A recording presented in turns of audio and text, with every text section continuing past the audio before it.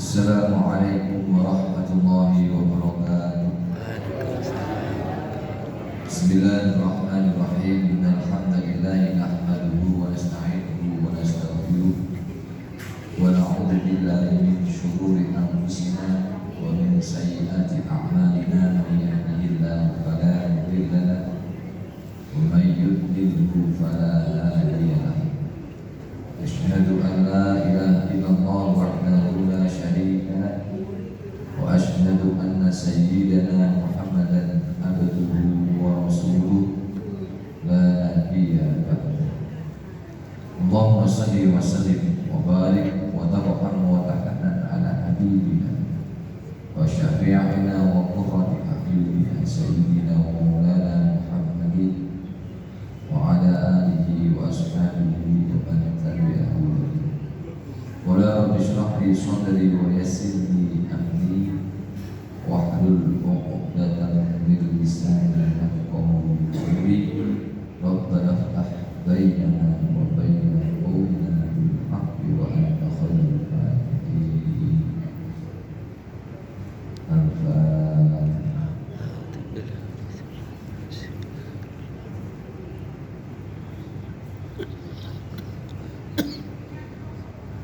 Maka para ahli, para ulama, sepuh, ustaz-ustazah, bapak-bapak, ibu, jemaah yang beliau bersyukur, alhamdulillah kita haturkan kepada Allah Subhanahu wa taala istighfar rahmat nikmat taufik sayyidina Allah Subhanahu wa taala izin menika atas amale majelis kita sehat walafiat mugi mawon ibadah yang sempurna Allah Allah Subhanahu wa taala. Setiap langkah dijadikan sebagai amal kebaikan, setiap langkah dijadikan sebagai dosa. Mungkin mawon setiap langkah menjadi terangkatnya derajat kita di depan Allah Subhanahu wa taala. Allahumma shalli ala sayyidina Muhammadin. Bapak Ibu, so pelajaran ke-757 mungkin sudah, yaitu pribadi seorang mukmin yang tidak diberikan kepada orang lain. Ya, ajaban li amril mukmin inna amrahu kullahu khair. Setiap perkara yang terjadi pada diri mukmin itu semuanya menjadi kebaikan. Wa laisa dzalika li ahadin illa lil mukmin. Dan kejadian ini tidak diberikan kepada orang lain kecuali hanya orang mukmin. Apa itu? In asabathu syarrahu syakara fakana khairan lahu wa in asabathu dharrahu sabara fakana khairan lahu. Rawahu Imam Ahmad. Ketika seorang mukmin itu mendapatkan sebuah kebaikan, mendapatkan sebuah kenikmatan, kemudian orang itu pandai bersyukur, maka rasa syukur itu akan bernilai kebaikan bagi orang mukmin tersebut. Wa in asabathu dharra'u sabara.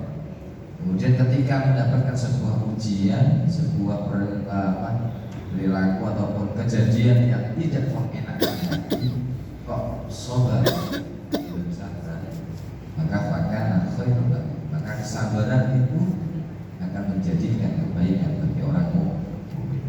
Kan ini. Kenapa kok seperti itu? Karena sebetulnya innallaha ta'ala lam yaqdi lahu qada'an illa kana khairan lahu.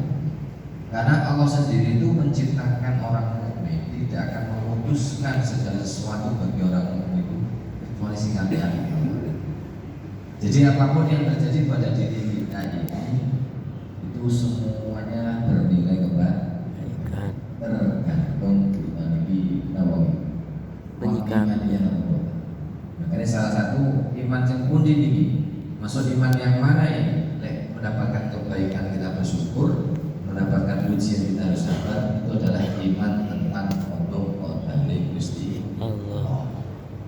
Dan iman tentang qada dari Gusti Allah ini merupakan salah satu iman yang tertinggi sahabat dari la ilaha illallah. Karena jarang orang itu mau menerima keadaannya. Ya. Karena kalau orang itu pengen hatinya tenang, hidupnya tenang, terus purnomo rezeki tinggi alhamdulillah, dapat rezeki berkurang ya bisa alhamdulillah. Kenapa? Ternyata apa yang kita alami, entah itu kesenangan, kesedihan, itu semuanya nilainya kebaikan. Itu oleh Allah. Lam yaqdi lahu qada'an illa kana khairan lahu. Tidak memutuskan segala sesuatu bagi seorang mukmin kecuali yang baik-baik. Semuanya baik. Terus sabar, kenapa itu? Sabar bukan marah, tak mas sabar. Sabar sedih boleh tidak? Boleh sabar, boleh sedih, tapi wajib teman-teman. Ibaratnya sabar sedih itu boleh, tapi wajib teman-teman. Namun dengan beberapa hari ini saya dapat pelajaran banyak tentang ketika kita harus berpisah dengan orang yang kita cintai. Namun saya dapat pelajaran anak-anak. Kalau ingin nanti hati tepi, nanti rencana.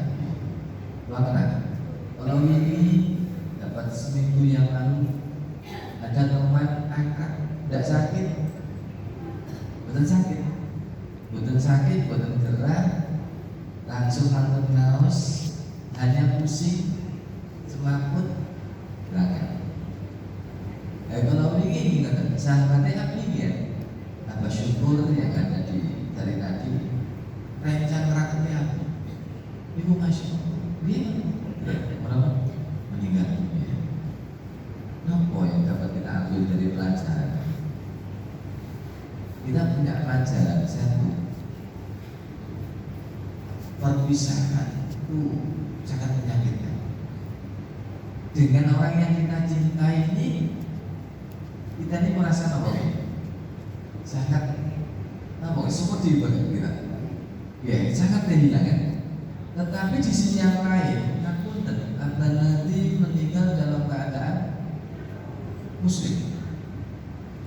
Kita teman saya akan ngaos, ya Allah. Jadi nomor 48 Nggih kula. Itu nggih meninggal pun dalam keadaan muslim mukmin. Apa syukur meninggal sampai dalam keadaan mukmin. Ini merupakan nikmat. Jadi ketika kita mendapatkan saudara keluarga kita yang meninggal dalam keadaan mukmin, dalam keadaan muslim, ini merupakan nikmat.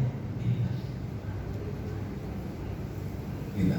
Masih ingat ceritanya ada seorang santri yang kebetulan ngerijiki, ada seorang kiai punya imam burung bio. Ya, punya burung bio. Burung bio itu kan burung yang bisa diajari. Ketemu orang diajari, ada tamu itu assalamualaikum, assalamualaikum. Diajari kalimat thayyibah. Alhamdulillah bisa semuanya. Nah itu bisa. Nanti ada orang untuk salam, dia jawab.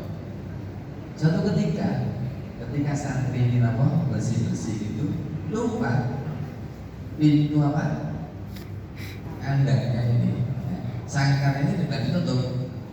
Akhirnya burung bio tadi itu lepas terbang, waktu saking senangnya lepas dari sangkar, langsung tanpa noleh kanan noleh kiri keluar pintu ditampaknya dari mobil. Jika cerita burung tadi itu langsung sekarang. Sekarang, wah sananya paket. Maka itu diambil, tunjukkan sama Pak Kiainya, burungnya gitu kan. Seperti itu kemudian beberapa hari Pak Kiai ini murung. Pak Kiainya ini murung sedih. Nah santri ini tahu, ya Allah kenapa Pak Kiai saya sedih gitu. Akhirnya aku sama orang tuanya, ya aku tambah salah apa waktu beriziki sangkarnya burungnya Pak Kiai, burungnya lepas, kemudian betul-betul motor lagi. Ya apa ini? Ya wis ngatur. Orang tuanya singkat cerita sowan ke Pak Kiainya matur menanyakan, Pak Kiai ngapunten kalau punya anak saya salah karena bersih-bersihkan kandang, kemudian burungnya lepas. adik kok sedih nopo, saya ganti yang buruknya, saya berikan yang baik. Apa jawabannya Pak Kiai? Aku sedih bukan karena kehilangan burung, tapi aku sedih, aku lihat burung biru sudah saya ajarkan kalimat thayyibah. Ya, wis tak urut kalimat thayyibah, isok muni alhamdulillah, semuanya sudah saya ajarkan dan dia bisa. Tapi ketika dia sakaratul maut, Ustaz tahu sendiri, dia tidak mengucapkan la ilaha illallah. Dia tidak bisa mengucapkan la ilaha illallah. Cuma memang gampang tadi. Saya mikir, lah aku ini sing bendina zikir nang ngene Gusti Allah. Nggih. Awake dhewe sing bendina salat, bendina deres Quran, kira-kira benjing iku lek sedo. Itu dalam keadaan muslim. Apakah di akhir hayat nanti kita ini akan mengucapkan la ilaha illallah? Atau tidak? Kita tidak tahu. Kenapa? Karena Allah Maha yang membolak-balikkan hati.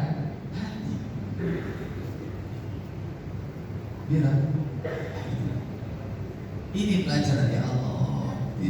Makanya ketika saya mendapati semua ketika ditinggal nanti teman sampai temannya bilang alhamdulillah beliau meninggal dalam keadaan muslim dalam keadaan iman, ini sudah nikmat ini.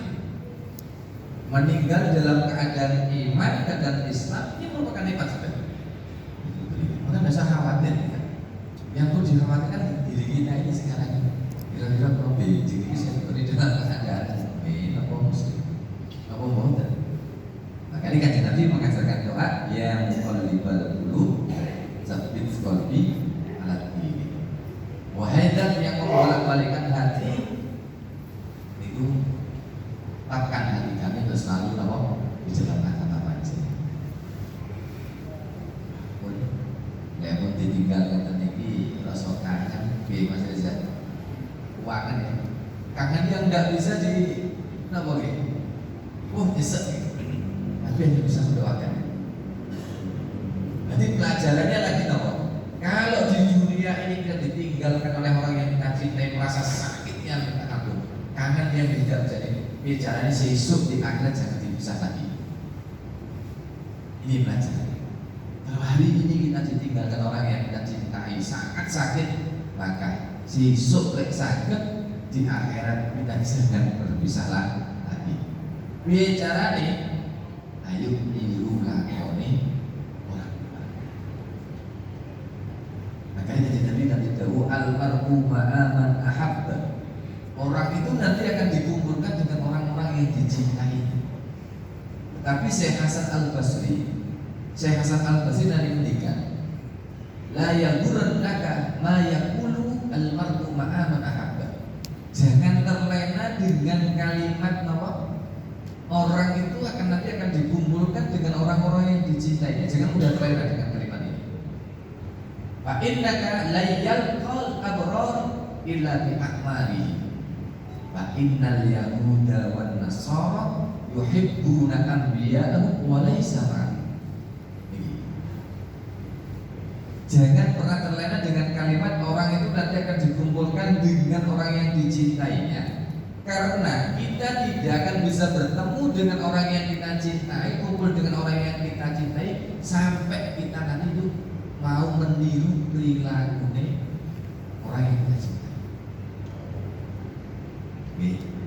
Yang jelas perilaku yang saya loh nih, bukan perilaku yang awal-awal. Boleh balik cincin itu perilaku yang elek-elek ya, cuma. Kenapa? Karena orang Yahudi, fa innal yahuda wan nasara yuhibbuna anbiya'ahum wa laysa ma'ahum. Orang Yahudi dan orang Nasrani itu cinta kepada nabinya. Lo mungkin cinta kepada nabinya, tetapi wa laysa ma'ahum, mereka tidak bisa bersama. Kenapa? Karena perilakunya itu tidak meniru para nabi. Nah, ini yang paling penting.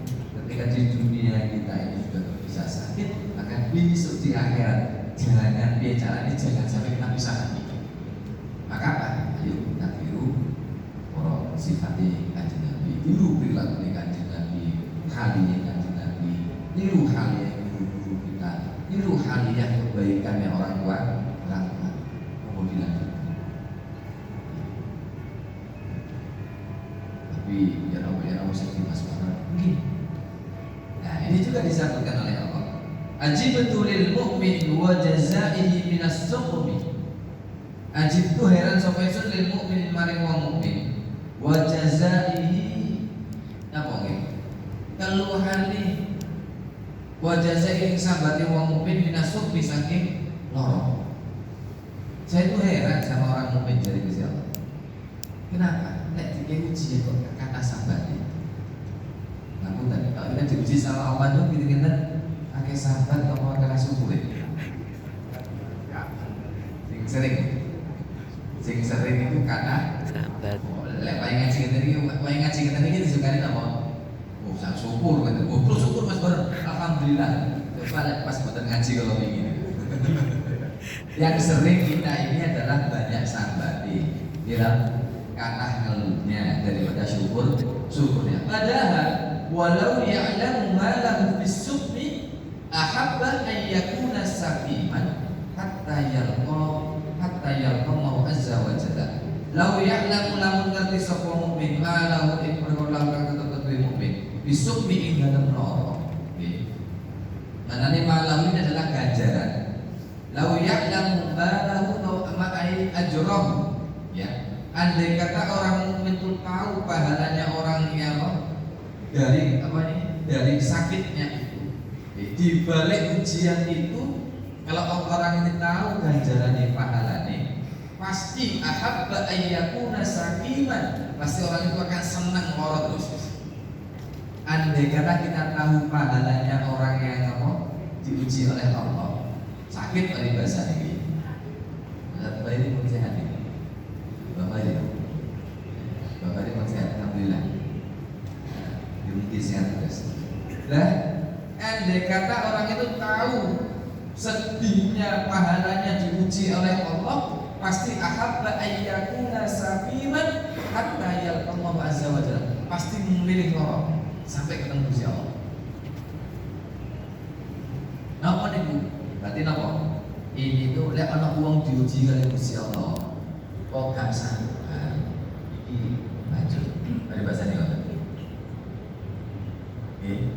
Karena di dalam Al-Quran Allah pun mendawuhkan di Al-Quran itu وَلَنَبْلُوَنَّكُمْ بِشَيْءٍ مِنَ الْخَوْفِ وَالْجُوعِ وَنَقْصٍ مِنَ